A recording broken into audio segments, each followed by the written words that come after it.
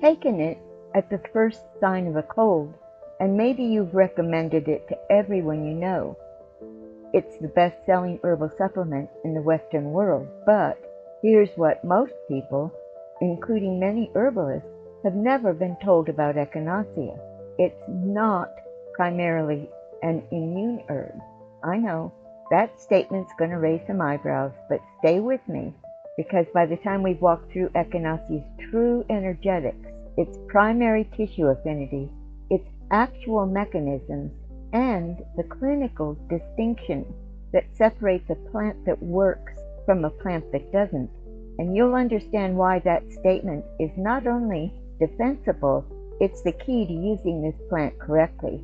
And at the end of this video, I'm going to show you how every layer of Echinacea's complexity, every constituent, every action, every clinical application, every traditional system that's used it is mapped out and interconnected inside the Ultimate Herbal Database. If you've never seen a true knowledge system for plant medicine, that moment is worth waiting for. Echinacea belongs to the Asteraceae family, the same family as chicory, chamomile, and calendula.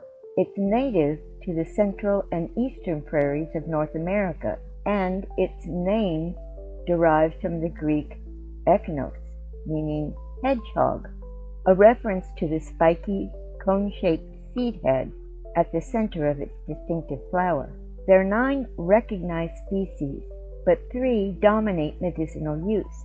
Echinacea purpurea, the purple coneflower, is the most widely cultivated and the most commercially available.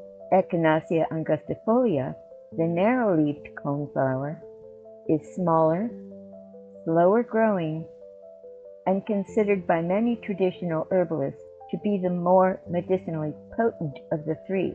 Echinacea pallida, the pale coneflower, is valued primarily for its root and has its own distinct constituent profile. The most important origin story for Echinacea isn't European. It belongs to the indigenous nations of the Great Plains, the Lakota, the Cheyenne, the Comanche, the Kiowa, and many others, who used it more than any other plant in their pharmacopoeias. Their uses were broad and telling: wound healing, snake bite, toothache, throat infections, pain, and the management of acute infections and fevers. Notice what those uses have in common: wounds, bites, infections, inflammation, tissue damage, heat, acute conditions with active infection or injury. And the pattern is not accidental. It's pointing directly to the plant's true primary action and to the answer of the question I planted at the start of this video. Let's talk about what this plant actually is energetically. In the Western herbal tradition, we describe a plant by its qualities: its temperature, moisture, and primary tissue affinity. These aren't metaphors, they're functional descriptors that map to physiological action. Echinacea is broadly warming to neutral in temperature, mildly stimulating, activating, and moving. It's drying. It moves fluid, reduces boggy tissue state, and counters stagnant damp. Its taste is acrid and tingling, that characteristic numbing, electric sensation on the tongue that tells you immediately that alkamides are present and active. Now here's the core energetic insight. Echinacea's primary affinity isn't the immune system, it's the lymphatic system. And this single distinction changes everything about how you use it. The lymphatic system's the body's waste clearance and immune trafficking network. Lymph nodes filter pathogens and debris. Lymph fluid moves immune cells to sites of infection. When the lymphatic system is sluggish, stagnant, and damp, which is the specific tissue state that Echinacea corrects, infections fester, tissue repair stalls, immune response is slow and incomplete, and swollen glands become the visible symptom.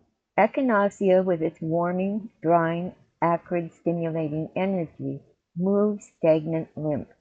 It opens lymphatic drainage, activates the tissue-level immune response, and clears the damp stagnation that allows infection to establish and persist. It is, in the precise language of traditional Western herbalism, a lymphagogue, a lymphatic stimulant and alterative. Now, does it also stimulate immune function? Yes, absolutely. We'll cover the research in a moment, but understanding the lymphatic primary action explains why it works for acute infections, why it helps with wound healing, why it's so potent in the early stages of illness.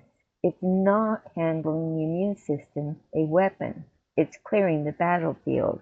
In Ayurvedic terms, Echinacea's drying, stimulating action works to clear kapha, the damp, heavy, stagnant dosha, and mildly pacifies vata in acute states. It can aggravate pitta in excess due to its stimulating acrid nature. In Chinese medicine, it most closely maps to dispersing wind-cold damp invasion and moving qi and fluids in the Wei level, the body's defensive surface layer. This brings us to what I consider the most important clinical distinction in the entire Echinacea conversation, and the distinction that most people, even many practitioners, get wrong. Echinacea is an acute herb. It's designed by nature and confirmed by centuries of traditional use to work in short, intense bursts during active infection, inflammation, and tissue damage. Its stimulating, activating energy is appropriate and powerful in an acute state. But what happens when you take a stimulating, activating, drying herb continuously for weeks and months? You exhaust the very systems you're trying to support. Chronic daily use of Echinacea over the long term can deplete vital reserves, overstimulate immune response, and produce the opposite effect of what you intended. The traditional guidance, often cited as take for 2 weeks, then stop for 2 weeks, reflects exactly this understanding. Short course, high dose Echinacea at the first sign of an acute immune challenge, not low dose chronic everyday supplementation as an immune tonic. That model belongs to other plants, to astragalus, to medicinal mushrooms, to deep immune tonics. Echinacea is the firefighter. You don't keep the firefighter running in your house every day to prevent fires. So what is Echinacea actually doing at the biochemical level? And does modern research confirm what traditional herbalists have been saying for hundreds of years? Well, let's look at the key constituents, because this is where it gets genuinely fascinating. The first class of compounds is the alkamides, and these are extraordinary molecules. Alkamides are responsible for Echinacea's characteristic tongue-numbing, electric, acrid sensation. They're found in the highest concentration in Echinacea angustifolia root, and are considered by many researchers to be the most pharmacologically active constituent. They bind to cannabinoid receptors CB2. Yes, the same receptor system modulated by cannabis compounds, producing immunomodulatory effects, reducing pro-inflammatory cytokines, and modulating pain signaling. The second class is the caffeic acid derivatives, principally echinocoside, chicoraic acid, and caftaric acid. These are the dominant actives in Echinacea pallida root and are found throughout the Purpurea species. They've documented antiviral, antioxidant, and immunostimulatory activity, stimulating macrophage activation and natural killer cell activity. Third are the polysaccharides, particularly the arabinogalactans and heteroglycans, found primarily in the aerial parts of Echinacea purpurea. These are the water-soluble, immune-stimulating compounds. They activate macrophages, increase interferon production, and are destroyed by heat and alcohol, which is why a tea or low alcohol preparation is sometimes preferred for polysaccharide extraction. And finally, glycoproteins found across the species contribute to direct antiviral activity against a range of common viral pathogens. And what does the research say? A comprehensive 2015 Cochrane adjacent meta-analysis found that Echinacea preparations reduced the incidence of the common cold by an average of 35% and reduced cold duration. However, and this is important, the results varied enormously depending on the species, the part used, the preparation method, and the dose. Echinacea isn't one thing. It's a complex family of plants with distinct constituent profiles, and treating them as interchangeable is a primary reason for inconsistent research results. Now it's time for a brief but important guide to species selection. Echinacea purpurea is the most studied, most widely available, and most versatile. The whole plant, root, aerial parts, or a combination is used. It's richest in polysaccharides in the aerial parts and caffeic acid derivatives throughout. Use it as your starting point and your clinical workhorse. Echinacea angustifolia root is considered the gold standard for deep lymphatic and acute infection work. Its alkamide content is the highest of the three species. The tingling on the tongue is pronounced, and it's a reliable indicator of its quality. And its traditional use by Plains nations was predominantly the root. It's slower to grow and more expensive, but for acute lymphatic and infection presentations, many experienced practitioners rate it above Purpurea. Echinacea pallida root is rich in echinacosides, the primary caffeic acid derivative, and has demonstrated particularly strong antiviral and antimicrobial activity in research. It's a valuable root, slightly underutilized, and worth understanding as a specific within the genus. So, how do you use Echinacea effectively? The preparation matters as much as the plant itself. The tincture is the most popular preparation and carries the alkamides and caffeic acid derivatives well. For Echinacea angustifolia, a 1 to 5 tincture in 60 to 70% alcohol is standard. The high alcohol percentage extracts the alkamides effectively. For Purpurea, a 1 to 5 in 45 to 60% alcohol works well. The dose is 3 to 5 milliliters 3 times daily in acute conditions, high and frequent, not low and constant.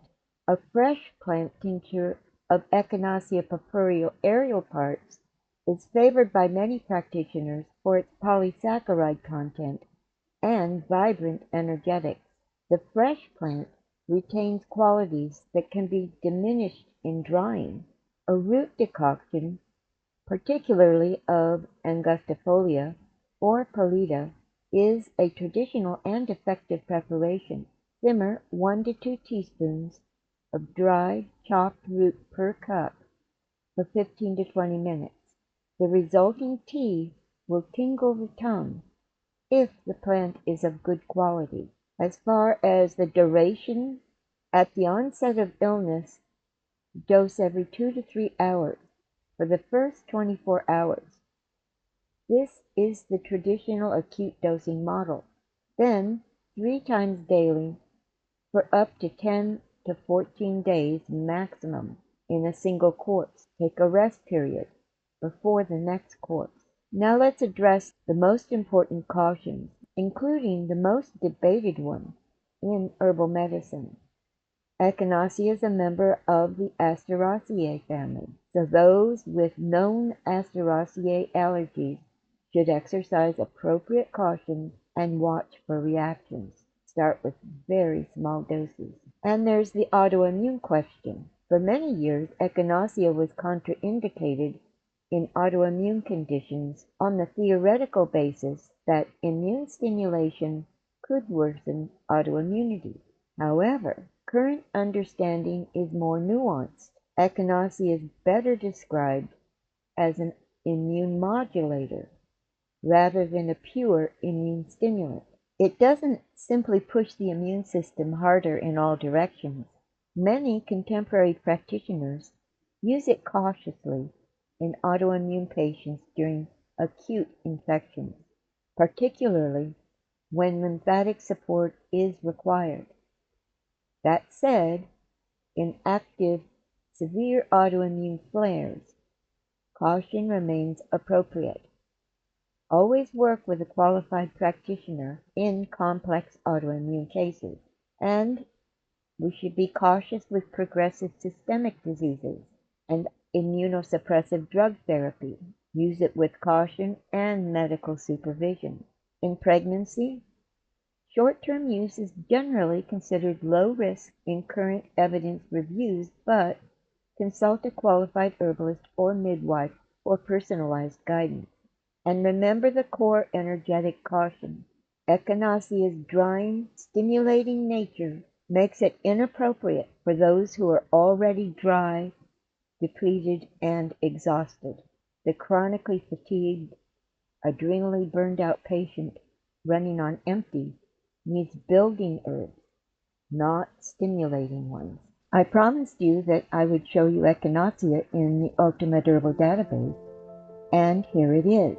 We're looking at the genus because a lot of the generalized information about this plant is located under the genus. On the right-hand side, at the top you see some tags.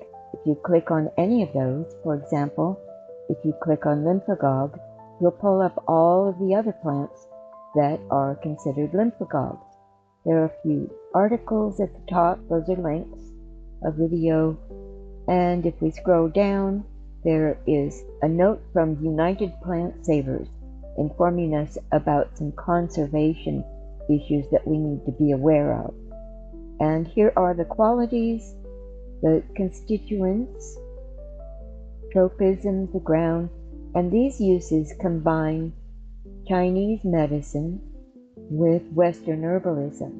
On the left-hand side, everything that's been connected with Echinacea is found here, and it's all color-coded. Looking at the top of the screen where there's a scroll bar, you see the color for treatments for upper respiratory tract infection agents. Pulling the scroll bar along, there's so much. Now, a lot of this is traditional. However, with all of the research that's been done on Echinacea, the researchers have discovered other conditions that benefit from its use.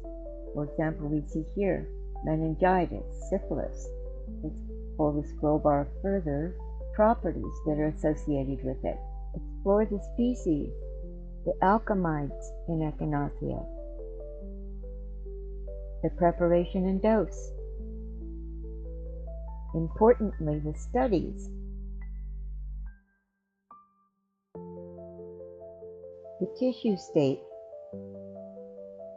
This is what I mean by a knowledge system versus a reference. In the database, clicking on alkamides doesn't just tell you what they are, it connects you to every plant that contains them, every research pathway they're involved in, every clinical application they support. You're not looking up Echinacea in isolation, you're understanding Echinacea in its web of relationships. Every plant has full monograph, structured, comprehensive, and cross-referenced, and everything we covered in this video is here, and significantly more. Species comparisons, constituent breakdowns, traditional use across multiple systems, as well as the latest scientific discoveries, the acute versus chronic clinical distinction we discussed, all of it in one place, connected to everything else.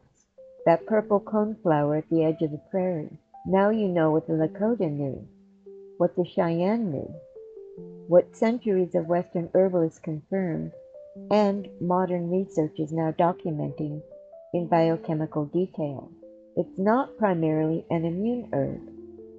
It's a lymphatic stimulant, an acute infection ally, and one of the most energetically precise plants in the entire Western pharmacopoeia, when you understand how to use it.